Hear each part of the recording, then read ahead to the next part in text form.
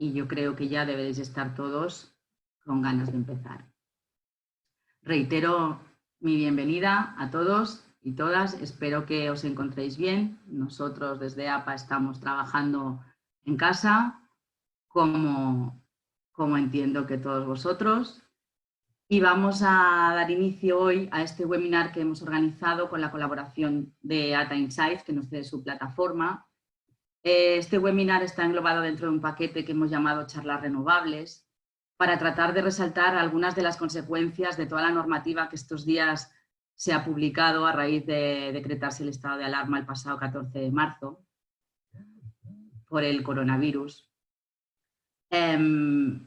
Estamos viendo que hay muchos aspectos que se han regulado y que hay una cantidad de gente enorme que no podemos digerir. Os hemos estado enviando información, pero creíamos que, bueno, que la manera de abordar los temas más concretos pues era a través de estos webinars, aunque vamos a organizar alguno que no directamente está relacionado con la normativa del COVID-19, pero bueno, vamos a tratar de abordar todos los temas importantes. La dinámica de esta sesión es muy sencilla. Soy yo, Eva López, para los que no me conocéis, ya soy la coordinadora general de APA, la que va a moderar la sesión, aunque hoy solo vamos a contar con un ponente, que es Daniel Burón. Después, los participantes, si tenéis preguntas, podéis hacerlas directamente por escrito a través de la herramienta de preguntas y respuestas, Q&A, para los que tengáis la aplicación en inglés. Y después esta sesión será grabada, os enviaremos el link con el vídeo y con la presentación que va a presentar Daniel.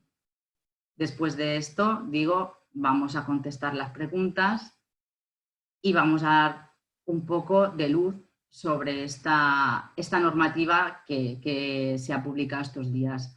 Hoy vamos a hablar de las medidas para sostener la actividad económica en el sector energético y contamos, como he dicho, con la participación de Daniel Burón, que es abogado asociado de la firma socia de APA, Lave Abogados.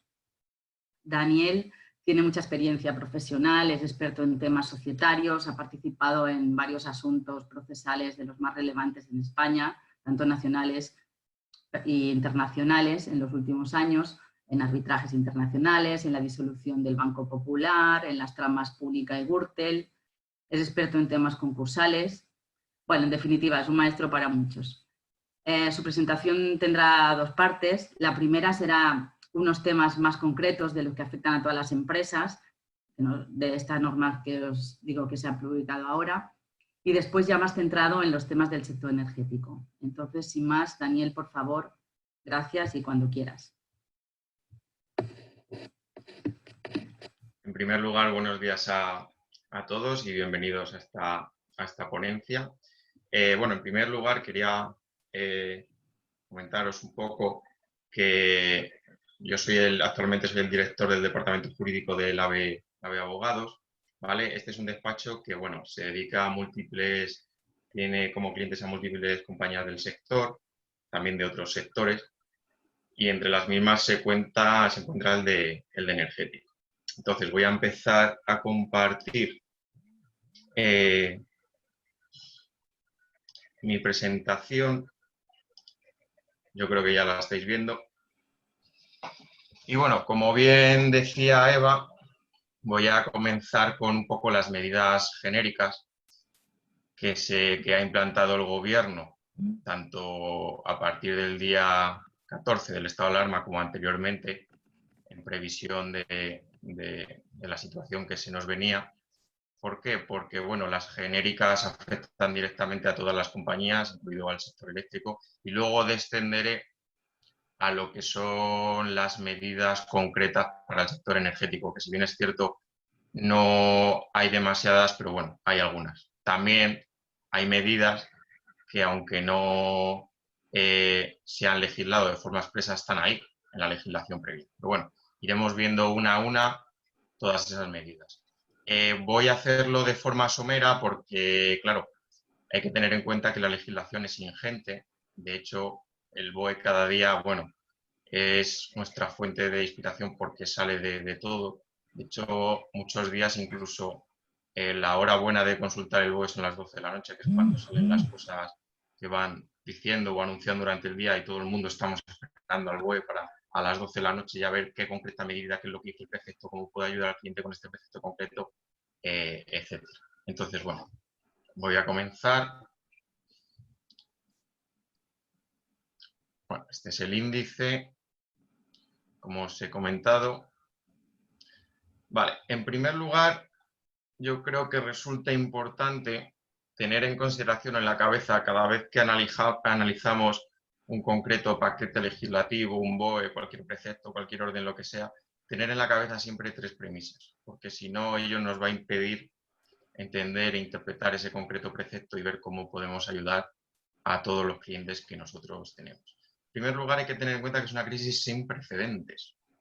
Obviamente esto plantea un reto jurídico a nivel nacional e internacional increíble. O sea, se van a escribir ríos de tinta, van a escribirse artículos, se va a escribir...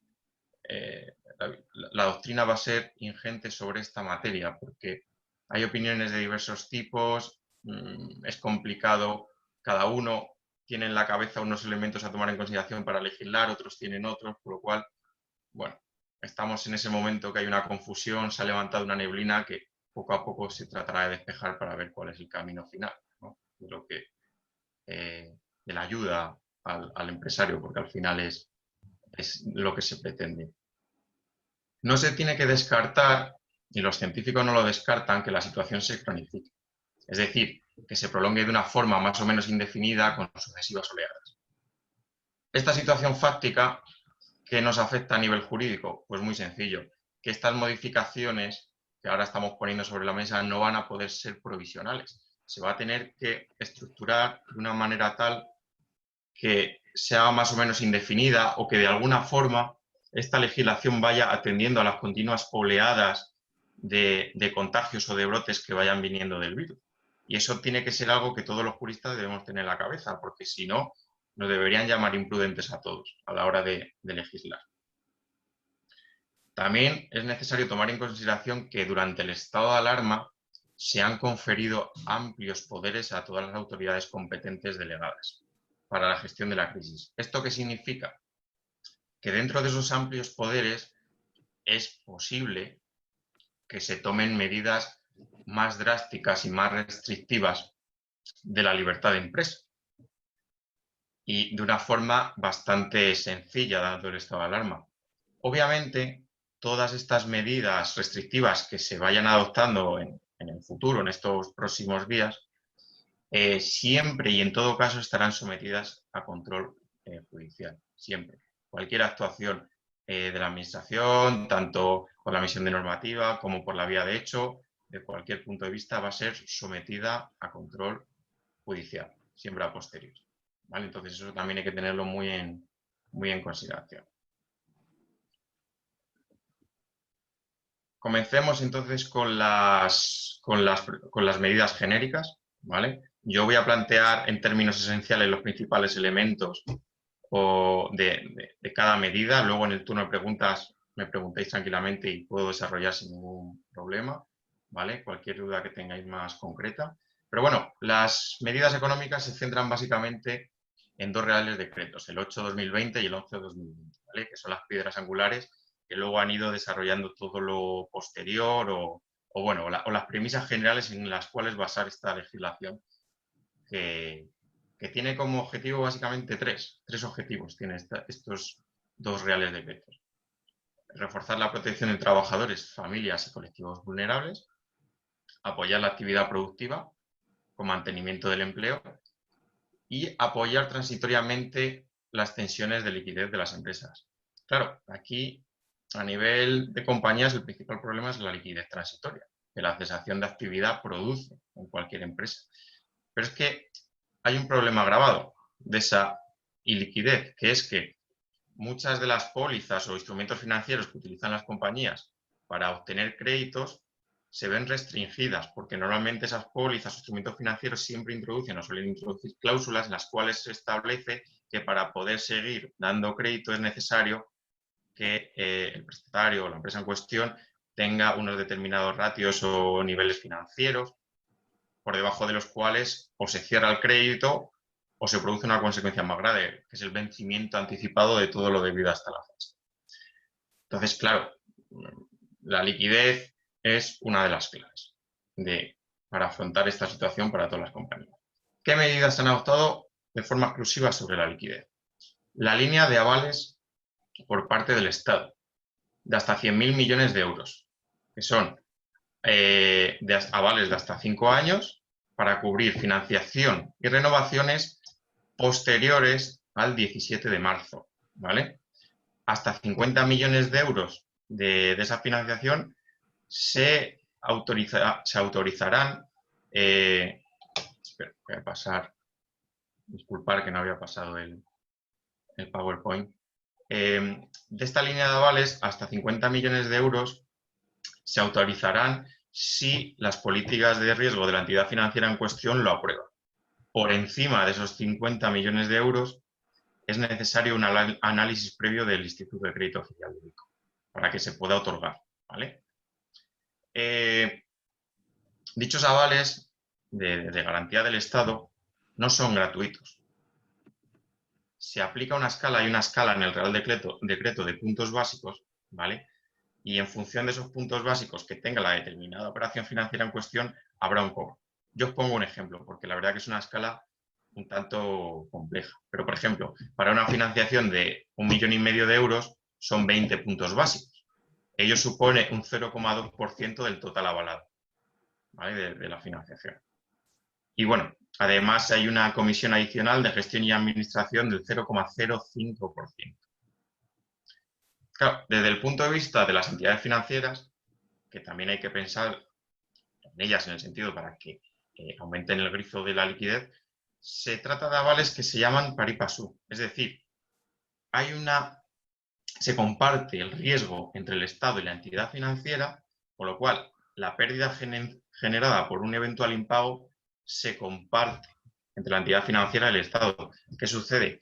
Que eso supone un menor consumo de los requerimientos de capital del banco, con lo cual hay una predisposición a la liquidez por el hecho de estar avalado por el Estado y sobre todo por el tema del consumo de capital de la entidad financiera, porque cuanto menos le consume capital a la entidad financiera, en mayor disposición estará para otorgar ese concreto préstamo, instrumento financiero, lo que sea, póliza de descuento, lo que sea.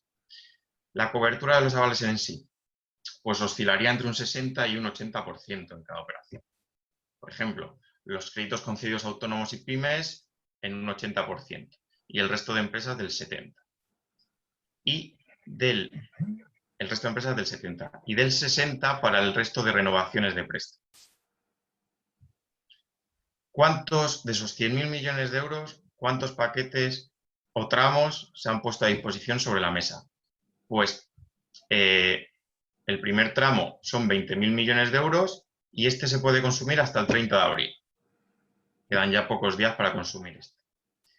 Y se ha habilitado el segundo recientemente, de otros 20.000 millones de euros, para hasta el próximo 30 de julio. Claro, ¿cómo se reparten estos paquetes? Estos paquetes se reparten, el gobierno hace un cálculo en función de la cuota de mercado que tenga cada entidad financiera y les dota de la posibilidad de otorgar estos avales.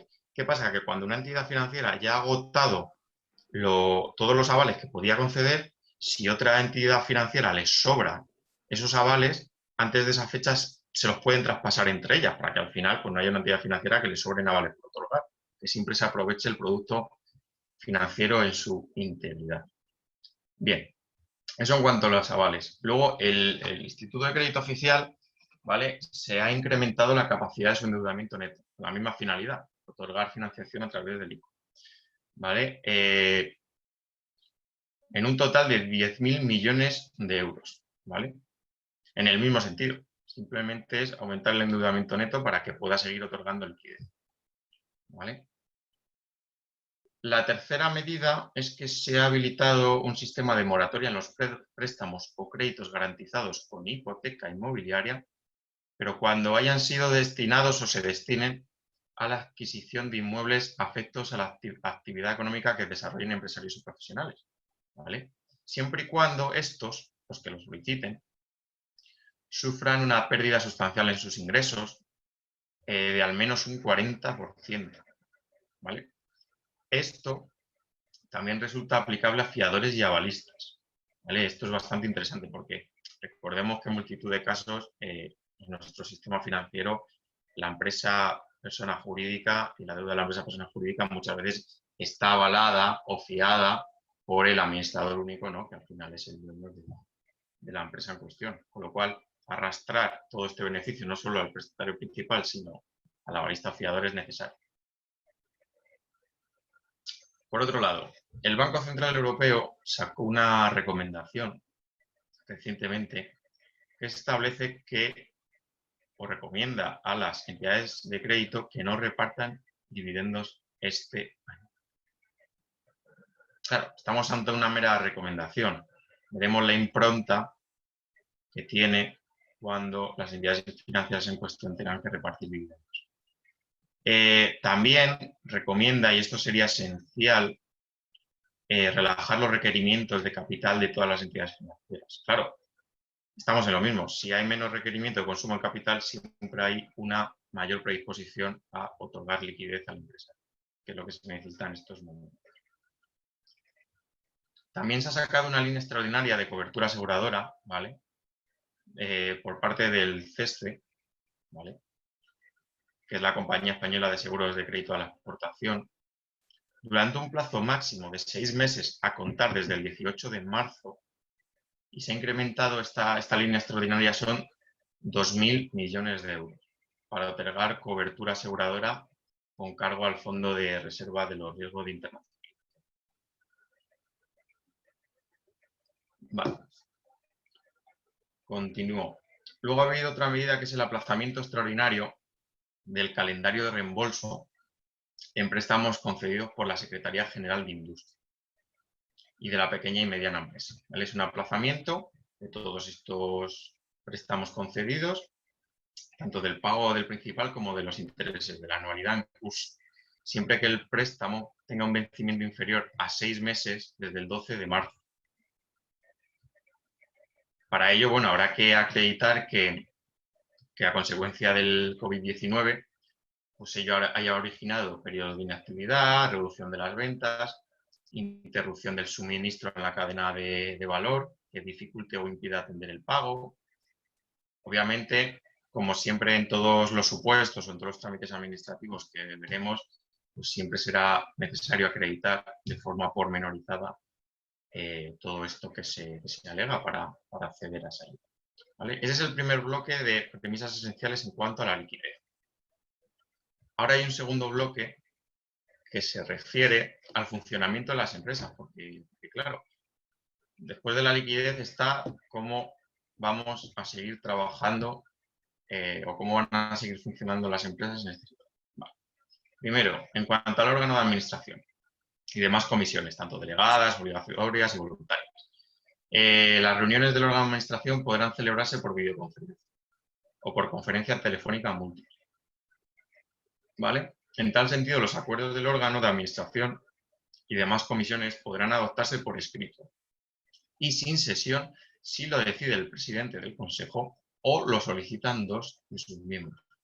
Es un derecho que se ejercita y una vez ejercitado es obligatorio para los restos de miembros del Consejo de Administración.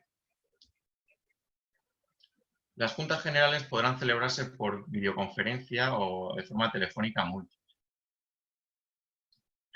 El órgano de administración tendrá la capacidad de desconvocar o modificar el lugar y fecha de aquellas juntas generales que se hubieran convocado antes de la declaración del estado de alarma, es decir, antes del 14 de enero. Respecto a las cuentas anuales, el plazo para formular las cuentas anuales, tanto individuales como consolidadas, será de 3 meses a contar desde la fecha de finalización del estado de alarma.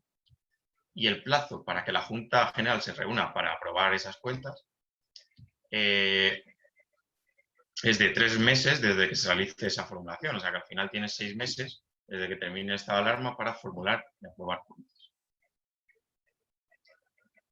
En cualquier caso, siempre hay una posibilidad que es modificar la aplicación del resultado si las cuentas ya hubieran sido formuladas. Eso es algo interesante teniendo en consideración las circunstancias sobrevenidas que nos han llegado. Para las sociedades cotizadas, la cuestión cambia. Y se ha dado una fecha cierta como periodo límite para celebración de la Junta General Ordinaria del 2020. Tienen hasta el 31 de octubre las cotizadas para celebrar esa Junta General Ordinaria de aprobación de las cuentas del ejercicio 2019. Respecto a las auditorías, ya sean obligatorias o voluntarias, si durante el estado de alarma se hubieran formulado las cuentas, el plazo para verificación de esas cuentas por el auditor se prorroga por 2 meses desde la finalización del estado de alarma. En último lugar, hay una medida interesante que yo creo que va a dar mucha litigiosidad, que es que en este periodo los socios no podrán ejercer el derecho de separación legal o estatutario. Yo entiendo que habrá muchas situaciones de conflicto societario en que hay muchos socios tentados, si es que se reúnen los requisitos legales, para aprovechar esta situación y ejercer su derecho de separación legal, ¿vale? O estatutario. ¿Vale? El legal es la no repartición de beneficios en un periodo establecido con una serie de criterios. Entonces, habrá gente que quizá aproveche, socios que aprovechen para ejercitarlo, argumentando unos motivos que en realidad, pues, la realidad del ejercicio de ese derecho es el COVID-19. Vale. Eso en cuanto al funcionamiento de los órganos básicos, auditoría de cuentas, etcétera, de la sociedad. Sobre el mercado laboral, se ha puesto sobre la mesa el tema de los ERTEs, por fuerza mayor y por causas objetivas, que eso entiendo lo conocéis directamente. En cuanto a su simplificación y aceleración, ya veremos la implementación práctica, que está siendo, desde mi punto de vista, deficiente, pero bueno, eso es otra cuestión. La teoría es que, a priori van a ser más simples y se van a acelerar de alguna forma. Es curioso porque a estas medidas del ERTE pues, se extrapolan incluso para las empresas en concurso de acreedores. Respecto al funcionamiento habitual de la empresa en cuestión, pues existe una obligación de establecer medios telemáticos, como todos sabéis, para poder seguir desarrollando el teletrabajo a través del teletrabajo. Y, en cualquier caso, estas medidas deben ser prioritarias en la cesación temporal o reducción de la actividad. Bueno, aunque ya no tenga aplicación práctica, también se establece un permiso laboral de disfrute obligatorio entre los días 30 de marzo y 9 de abril. Obviamente esto no era aplicable para las empresas del sector eléctrico, ¿vale? Hay un gran desarrollo sobre la cuestión, hay varias notas ya de letrados que han analizado la situación, nosotros entre otros, que obviamente esto debía conceptuarse como una actividad esencial, entonces no debía aplicarse ese permiso para las empresas del sector. Luego hay una posibilidad bastante interesante que no se ha adoptado a raíz del COVID-19, era anterior, y que, nosotros en algunas compañías les ha venido bastante bien, que es que el Estatuto de los Trabajadores permite la distribución irregular de la jornada laboral en hasta un 10% de las horas anuales. O sea, coges el 10% de las horas anuales de cualquier trabajador y...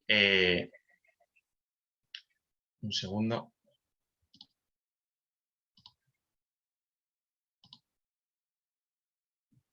Coges el 10% de las horas anuales de cualquier trabajador y las distribuyes a lo largo del año como corresponde, siempre con acuerdo con ellos, lo cual es una medida bastante interesante.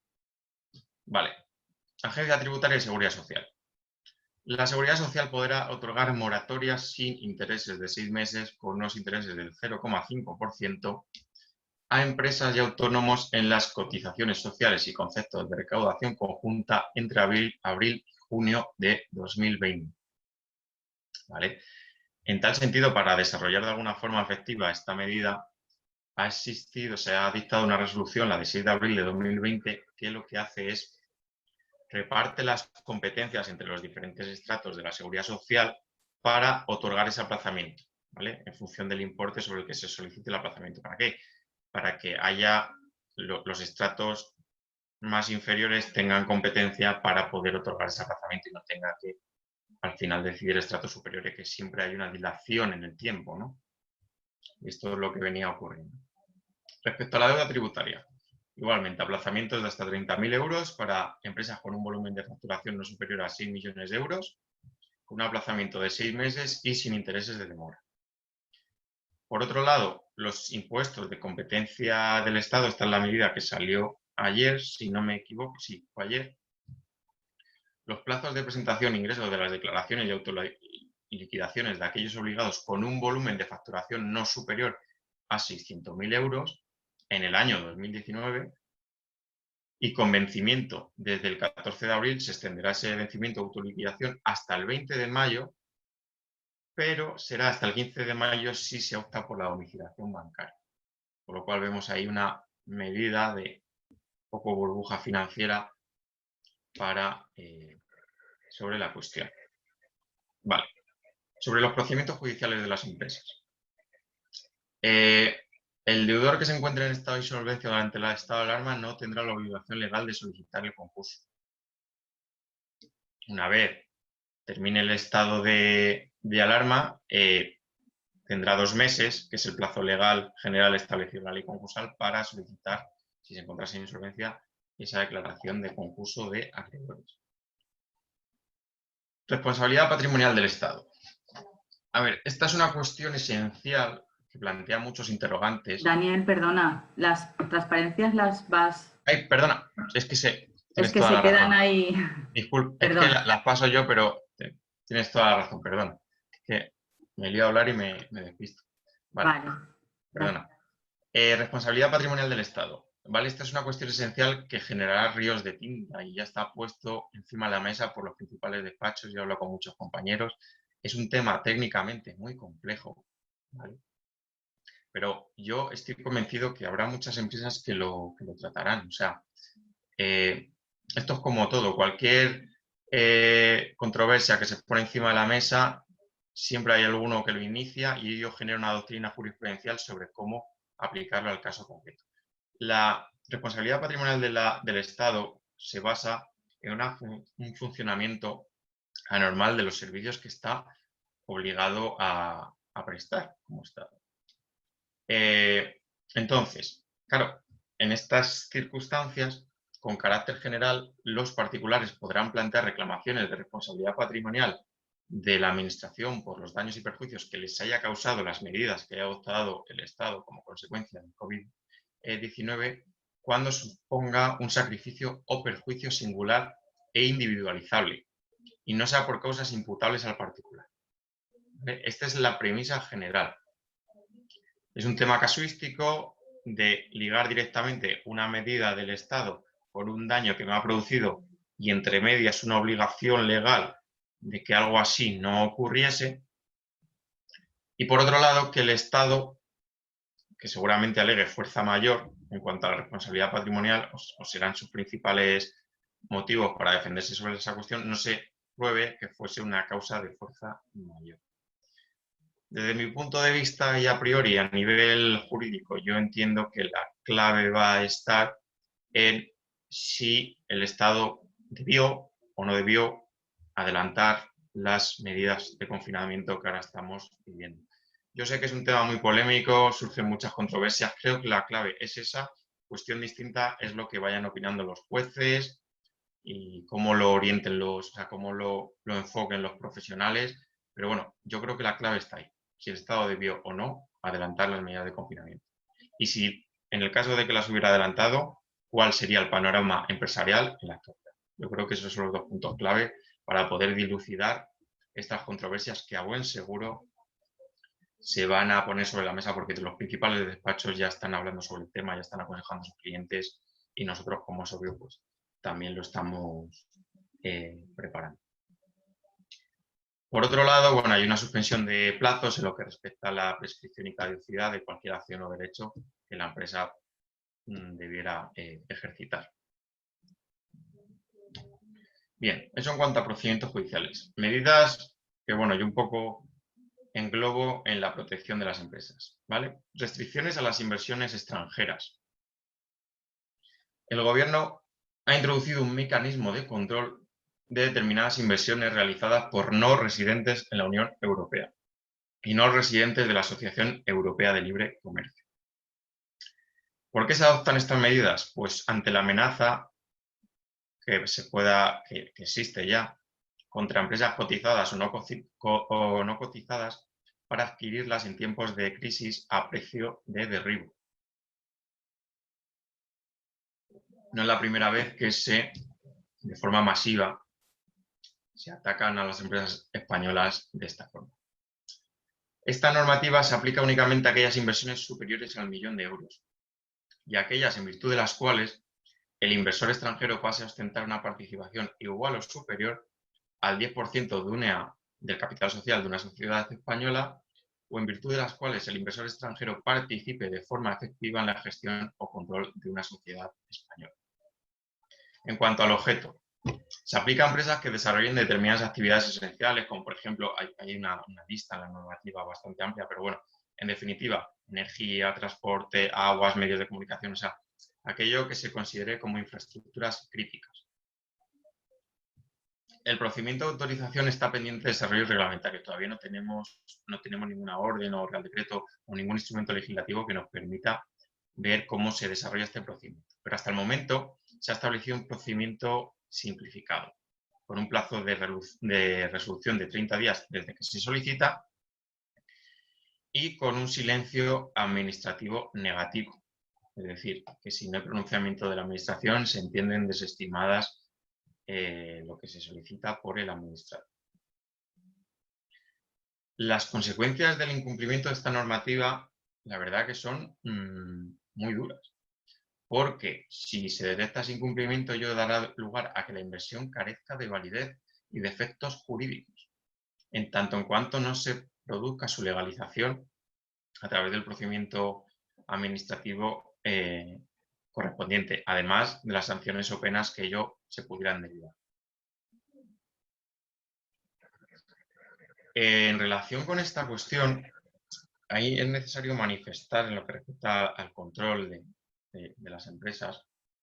Hay una reciente propuesta realizada por Bruselas de avanzar en el marco temporal de ayudas públicas, que ha establecido el inicio de un marco temporal y lo va desarrollando, ¿no? Nos va sacando instrumentos cada día, pero bueno, bajo el paraguas de este gran marco temporal de ayudas públicas, se va a permitir a los estados que entren en el accionariado de aquellas empresas gravemente afectadas por la crisis del COVID-19. Obviamente, conforme a la normativa española siempre será aplicable la normativa sobre expropiaciones forzosas, pero es una cuestión curiosa que ha sacado recientemente Bruselas.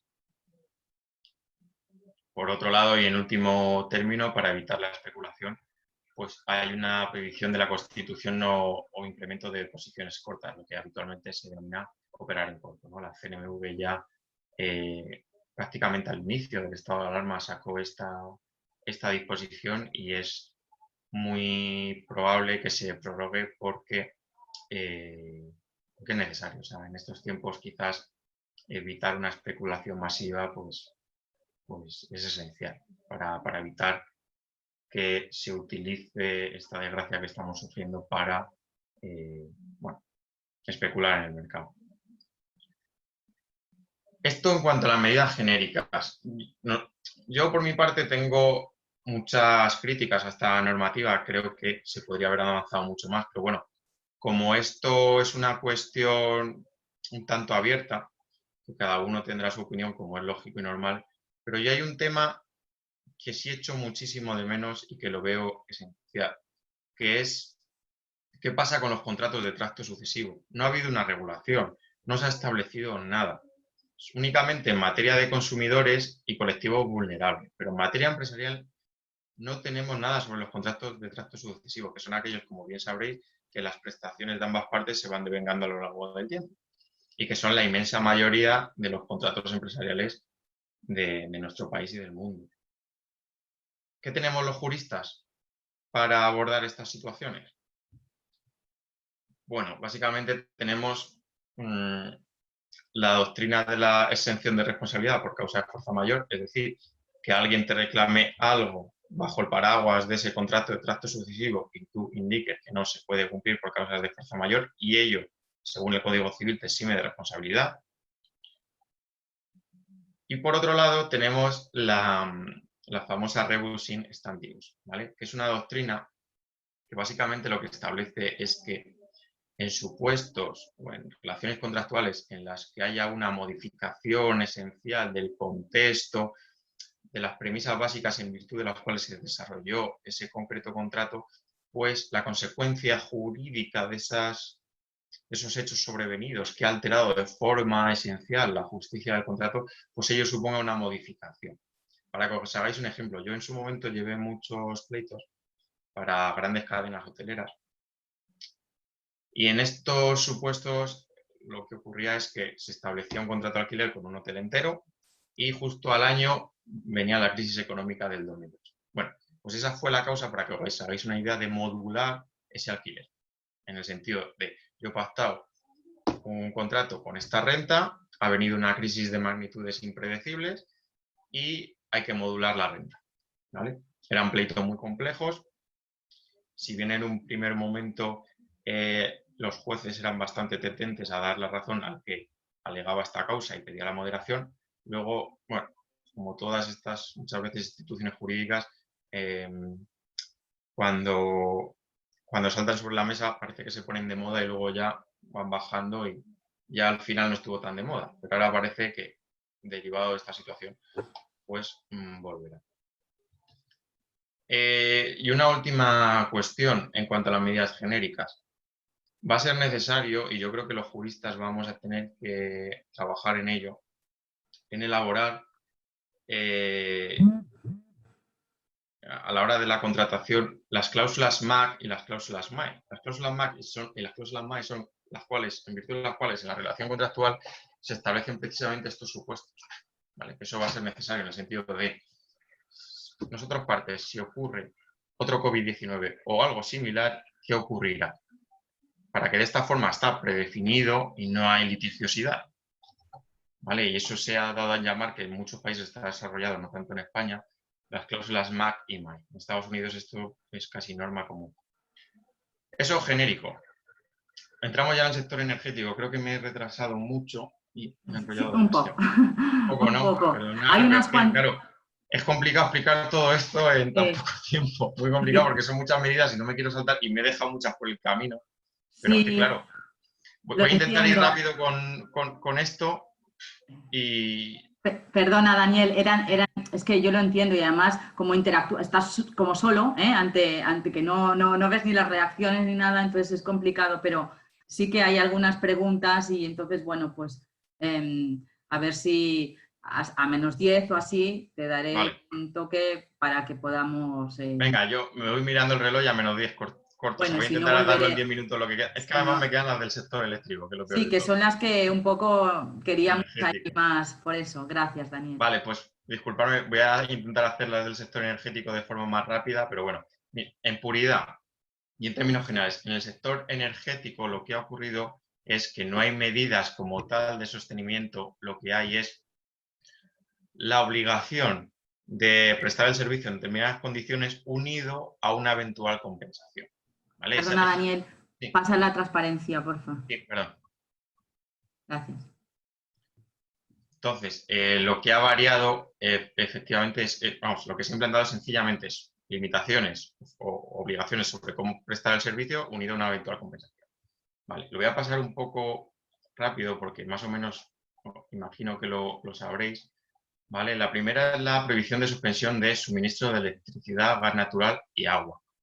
¿Vale? Esto es curioso porque hay dos reales decretos que un poco se superponen, ¿vale? Que es el 11-2020 que prohíbe la suspensión de estos contratos para consumidores en general, ¿vale?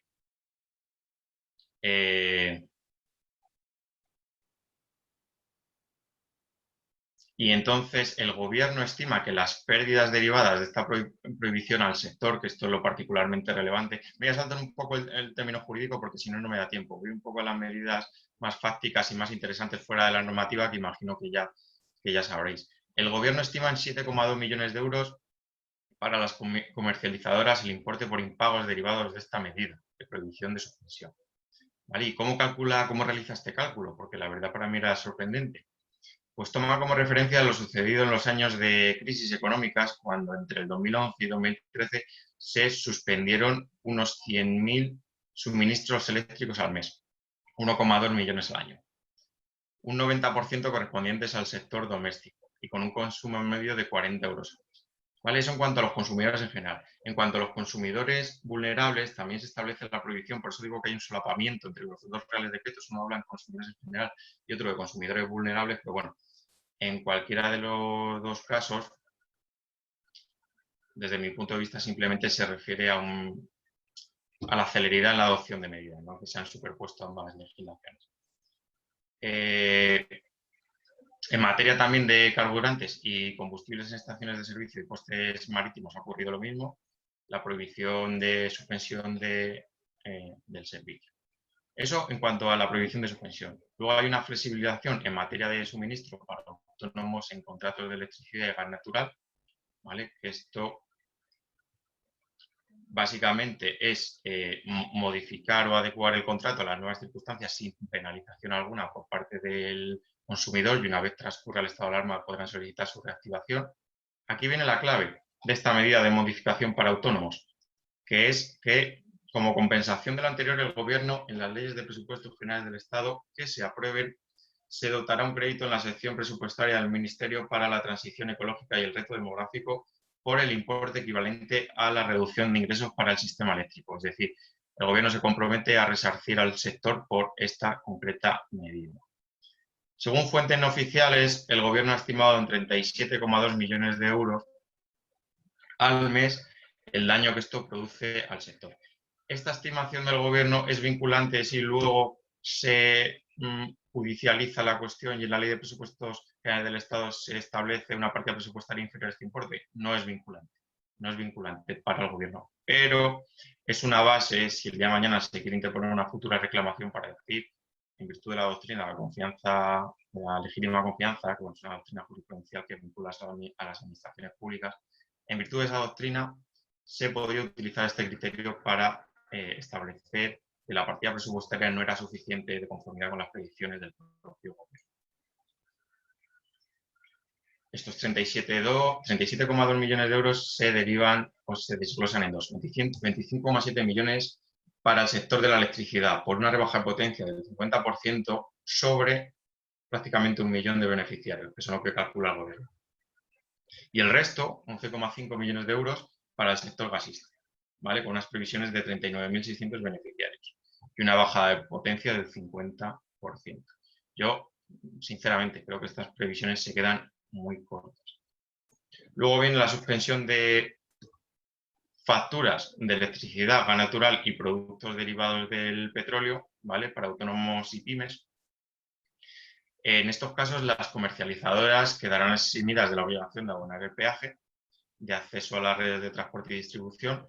Luego se regularizará la situación cuando finalice el estado de alarma. Lo mismo, la misma medida es para las comercializadoras de gas natural, que quedarán eximidas de abonar el término de conducción del peaje de transportes y distribución. Y en ambos casos, hasta que el consumidor abone las facturas completas. Bueno, por otro lado, también las comercializadoras de gas, de electricidad y gas natural y las distribuidoras de gases manufacturados y gases licuados del petróleo por canalización quedarán eximidas de la liquidación del IVA, del impuesto especial de la electricidad, del impuesto especial de hidrocarburos, en cada caso el que corresponda. ¿Qué compensación hay? Si es que se puede calificar como tal para el sector. Que los autónomos y empresarios que se acojan a esta medida no podrán cambiar de comercializadora hasta que no se haya completado la regularización de la situación y el pago de las facturas. El Gobierno no ha estimado o no ha vinculado a esta concreta medida ningún tipo de compensación concreta. Entonces, aquí entraríamos de lleno en lo que antes hemos comentado de la responsabilidad patrimonial del Estado, porque sí sería aplicable esa doctrina. Luego hay una prórroga automática de la vigencia de los beneficios aplicables al bono social, ¿vale? A los beneficiarios del bono social. Bueno, esta me la voy a saltar porque no es tan relevante. Simplemente decir que el Gobierno ha cifrado en unos 23 millones de euros el coste para las comercializadoras por esta ampliación del bono social. También el Gobierno ha establecido una extensión del periodo de vigencia de los permisos de acceso y conexión de generadores de electricidad a la red de transporte y distribución, ¿vale? Porque había muchos que caducaban durante el estado de alarma. Se ha suspendido el servicio de gestión de la demanda de interruptibilidad por criterios económicos, que claro, eso podía dañar a la gran industria, que en estos momentos es esencial para poder acometer el COVID-19. Se ha suspendido la vigencia del sistema de actualización de precios de gases licuados del petróleo y de la tarifa de último recurso de gas natural, ¿vale? Se han establecido, o el gobierno se remite a órdenes anteriores para regular esos precios, pero de momento se ha suspendido. Y bueno, eso básicamente es lo esencial. Me podría haber extendido muchísimo más, pero sí es verdad que por tema del tiempo debería quizá haber resumido mucho más, pero es que es un tema que es complicado, porque es que, claro, la batería de medidas es ingente y a poco que intentes explicar una medida, claro, ya te come mucho tiempo. Yo como conclusión diría, o mi conclusión final es que se han adoptado medidas, no son suficientes y creo que en los próximos días vamos a ver muchas más, porque creo que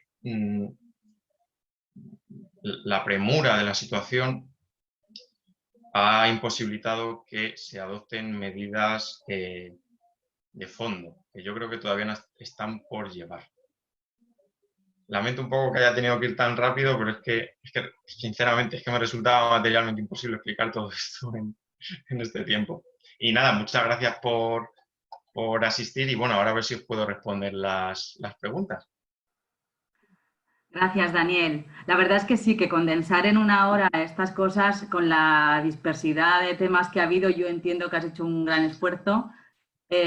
Bueno, ayudado por las líneas aquí que nos has marcado en tus transparencias y después, bueno, las preguntas que, insisto, ahora voy a comentar algunas, hemos recibido bastantes, luego no las hemos respondido directamente, ¿vale? Vale. Porque no se puede, porque no puedes estar a una cosa y a otra.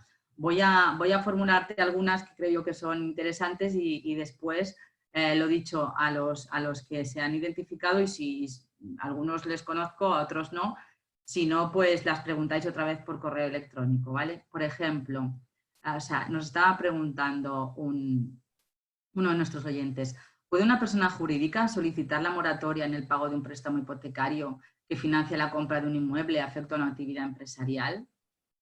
Sí, yo entiendo que sí, porque el Real Decreto en sí no discrimina entre persona física y jurídica y cuando no discrimina es que se permite, porque no discrimina entre persona física o jurídica. Al final, lo que te dice exactamente son, a ver que me remito exactamente al texto para ser riguroso.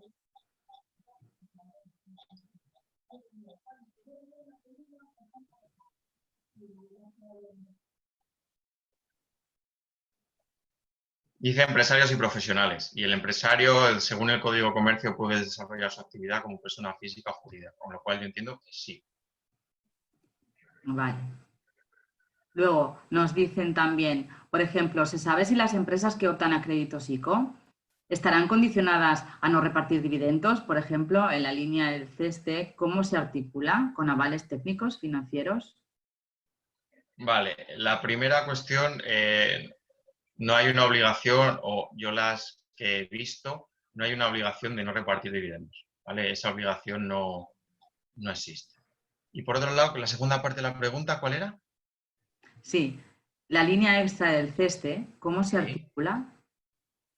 ¿Con avales técnicos o con financieros? A ver si lo sabes. Creo recordar que en su momento yo miré y eran financieros. No obstante, si me lo puedo apuntar porque creo que eran financieros, porque me lo miré en su momento. Pero bueno, si luego me puede dar el contacto, se lo puedo responder más tranquilamente y con seguridad. Recuerdo que eran financieros. Vale.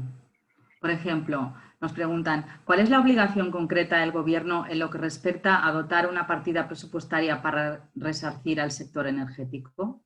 A ver, la cuestión está con las administraciones públicas, que nosotros como tenemos varios clientes de administraciones públicas, es la siguiente. Hay una obligación de dotar esa partida, sí. Pero el problema es que muchas veces lo que hace la administración en estos casos es una cosa que no se debería hacer de forma concreta, que es dotan esa partida, pero el importe de esa partida es niño. Ese es el problema. Por eso yo hablaba de las previsiones que ha hecho el gobierno para utilizarlas como fundamento de una eventual impugnación de esa decisión. ¿Por qué? Porque si al final el gobierno dota esa partida y la dota con un importe 2 millones de euros, por ejemplo, uno o algo nimio, pues claro, al final no deja de ser que no está cumpliendo su obligación legal. Entonces, yo creo que en el futuro lo que habrá que ver es el importe de esa partida y si, que yo creo que sí, se utilizan las previsiones realizadas por el propio gobierno para decirle, oiga usted, que la partida debió de ser lo que usted dijo, al menos, que es X. Vale.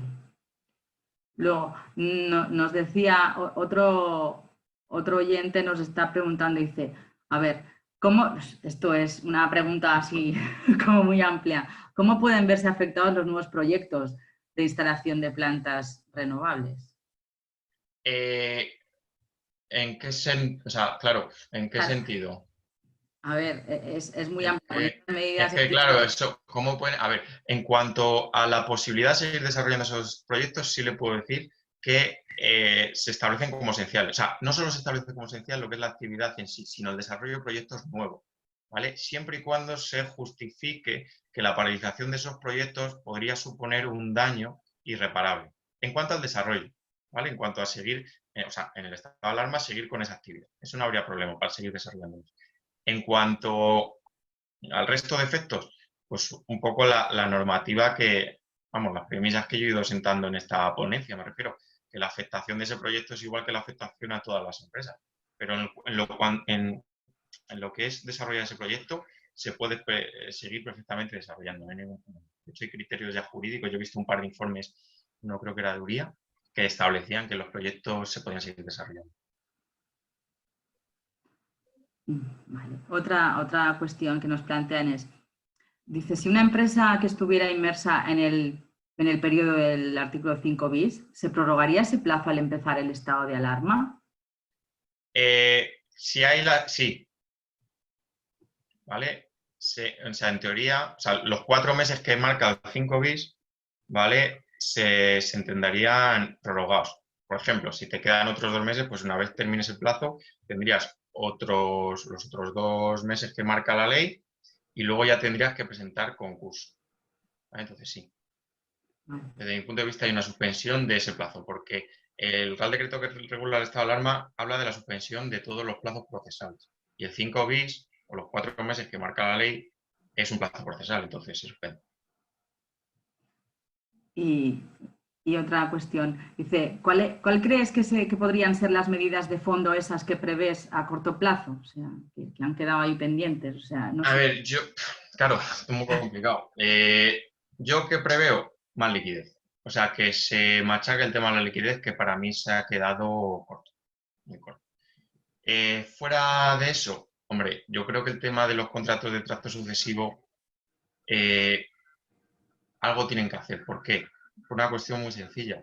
No se puede dejar a la jurisdicción ordinaria que decida sobre estas cuestiones tan trascendentales, porque si lo dejas a la jurisdicción ordinaria, yo puedo asegurar que muchos jueces tendrán opiniones muy distintas sobre la cuestión y eso genera una inseguridad jurídica en el sector tal que va a resultar muy complicado establecer esas relaciones de tracto sucesivo en el futuro. Si bien es cierto que se pueden introducir las cláusulas que he comentado de previsión de futuros acontecimientos similares, pero como hay muchas relaciones jurídicas anteriores que no tienen ese tipo de cláusulas, eso, desde mi punto de vista, no se puede dejar a, a diferentes criterios de los órganos jurisdiccionales. Es un peligro para mí, para el sector empresarial. Y seguramente, vamos, si yo fuera gobernante y creo que esa sería una medida esencial. Y creo que no se van a ver abocados a hacerlo. No les va a quedar más remedio.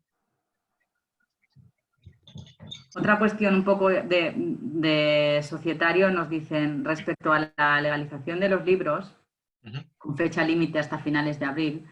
Entendemos que el registro flexibilizará el cumplimiento, pero no ha habido ninguna mención del Real Decreto, del estado de alarma, tampoco ha salido ninguna resolución de la Dirección General de Registros y del Notariado, ¿no? Entonces, un poco, ¿cuál es tu opinión?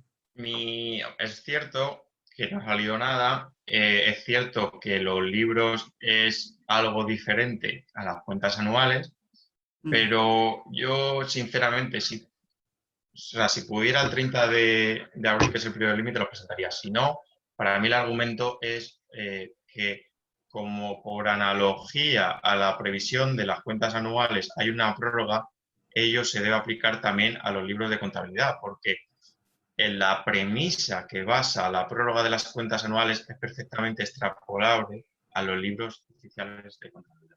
Por lo cual, si se puede el 30 de abril sin ningún problema, y si no, hay una opinión bastante fundada de que se puede prorrogar en los mismos términos que las cuentas.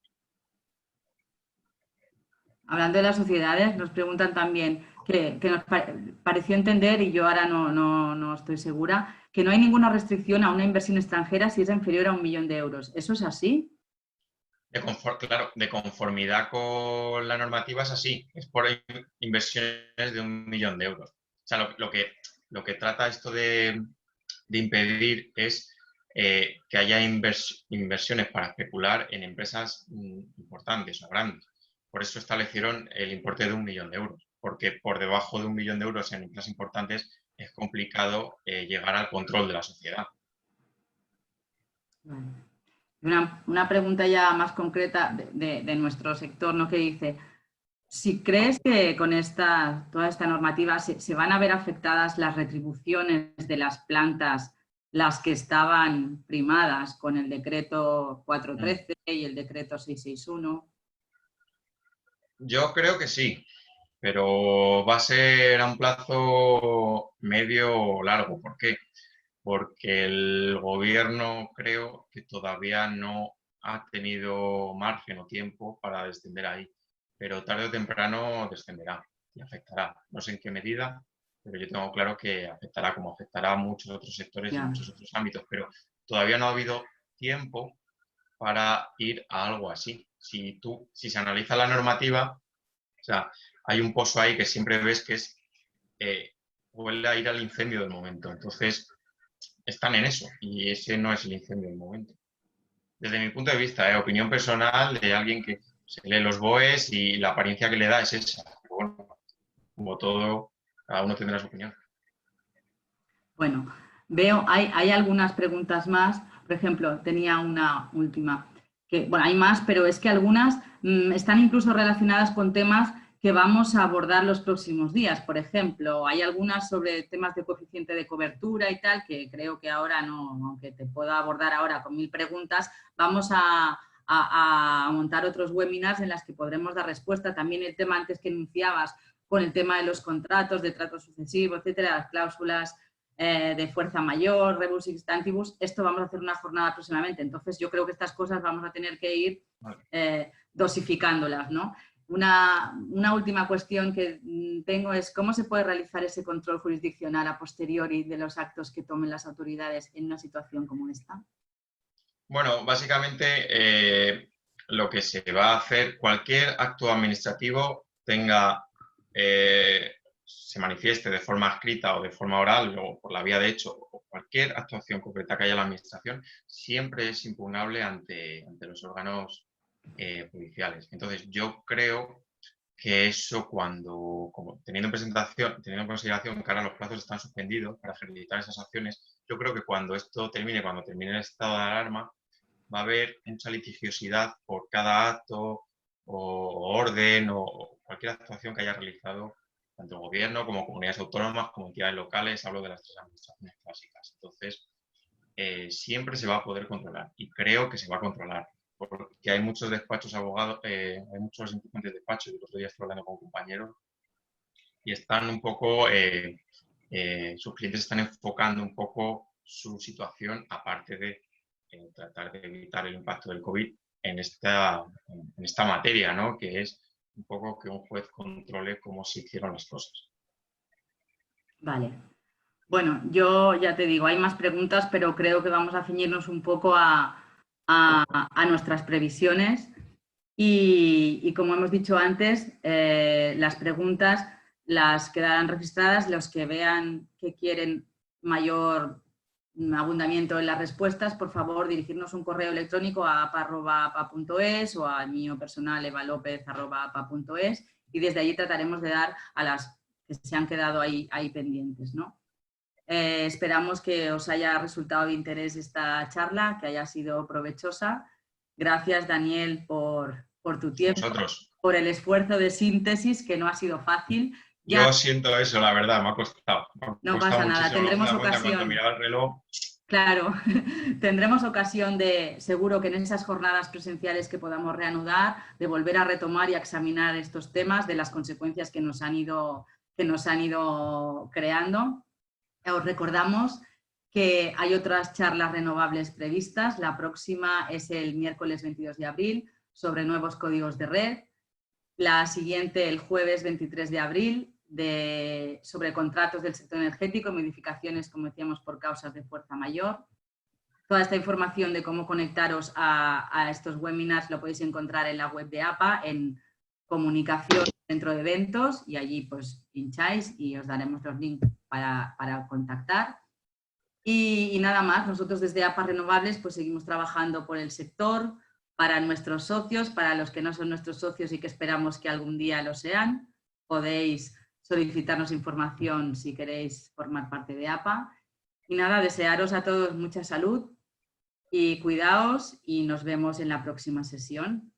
Ahora podéis pasar a tomar un café ahí en vuestro salón, porque esta vez no lo podemos ofrecer desde APA, pero como digo, ya tendremos oportunidad de charlar personalmente y de vernos, espero que pronto. Pues muchas gracias, Daniel, Ata y a todos. Muchas gracias a todos. Gracias. Adiós.